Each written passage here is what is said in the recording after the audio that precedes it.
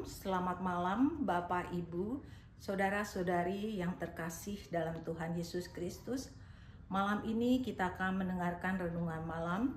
Sebelumnya mari kita bersatu di dalam doa. Bapa yang surga, kami mengucap syukur Tuhan telah menyertai kami sepanjang pagi, siang hingga pada malam hari.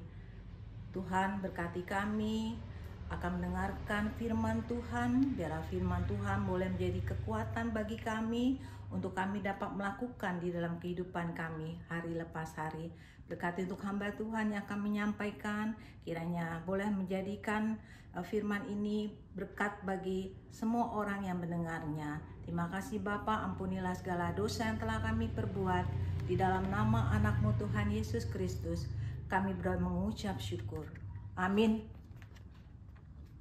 Firman Tuhan yang menjadi renungan pada malam hari ini dengan tema hidup saling membangun yang diambil dari kitab 1 Korintus 1 ayat 6 sampai dengan 7. Demikianlah firman Tuhan. Sesuai dengan kesaksian tentang Kristus yang telah diteguhkan di antara kamu, demikianlah kamu tidak kekurangan dalam suatu karunia pun, sementara kamu menantikan penyataan Tuhan kita, Yesus Kristus.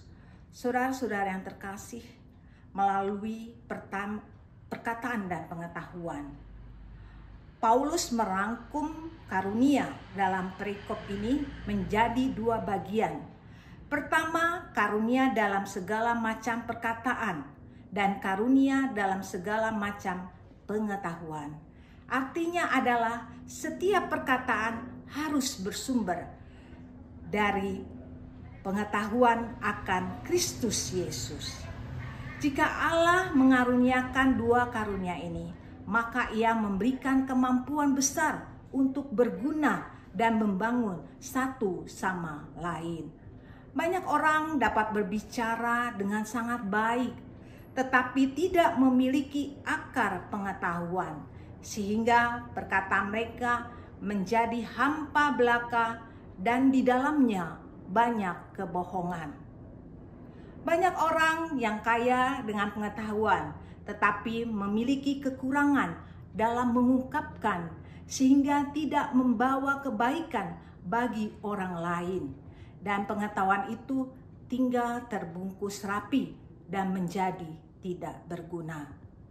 Namun jika Allah mengaruniakan keduanya, orang itu akan memenuhi syarat untuk memiliki kegunaan yang unggul untuk saling membangun. Pengetahuan kita harus kita sampaikan untuk saling membangun. Pengenalan kita akan Kristus akan membawa kita kepada hidup yang saling mengasihi, saling menopang, dan saling memperhatikan. Namun segala bentuk perbuatan dan karya kita dalam hidup ini harus kita akui. Perbuatan dan karya kita ini bahwa sumbernya dari Tuhan Yesus. Kita bisa berkarya hanya oleh karena pertolongannya. Dalam bahasa sederhana, orang lain harus melihat Tuhan melalui kita. Tidak ada yang perlu kita sombongkan dalam kehidupan ini. Semua hanya titipan Tuhan. Selagi masih ada kesempatan, marilah kita hidup saling membangun. Perkataan kita harus bersumber dari pengenalan akan Kristus dan dipergunakan untuk saling membangun. Tidak ada iman yang tidak berdampak. Percaya akan Kristus membawa dampak positif dalam kehidupan. Perkataan yang tidak didasarkan kasih Kristus akan menimbulkan sakit hati, perpecahan, dan kehancuran. Memperlengkapi menyambut kedatangan Kristus. Saudara-saudara yang kasih, tujuan hidup saling membangun dalam perkataan dan pengetahuan tujuannya untuk memperlengkapi sesama orang percaya. Memperlengkapi artinya saling menutupi kekurangan karena tidak ada manusia yang sempurna. Manusia diberikan Tuhan karunia yang berbeda-beda. Ada karunia mengajar, berkhotbah, dan menyembuhkan, mengusir setan, mengadakan mukjizat, dan masih banyak lagi.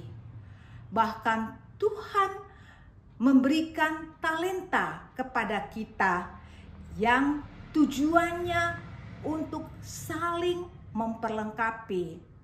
Kita adalah satu tubuh di dalam Kristus. Maka untuk itu kita diminta saling bekerja sama dan saling memperlengkapi satu sama lain. Kaki tidak bisa mengerjakan pekerjaan tangan. Tangan tidak bisa mengerjakan pekerjaan telinga. Dan telinga tidak bisa mengerjakan pekerjaan mata. Semuanya harus saling memperlengkapi untuk mencapai kesempurnaan. Dalam hidup ini kita berjalan ke arah Kristus. Dengan kata lain, kita berjalan ke arah kematian dan hari-hari kita akan berlalu.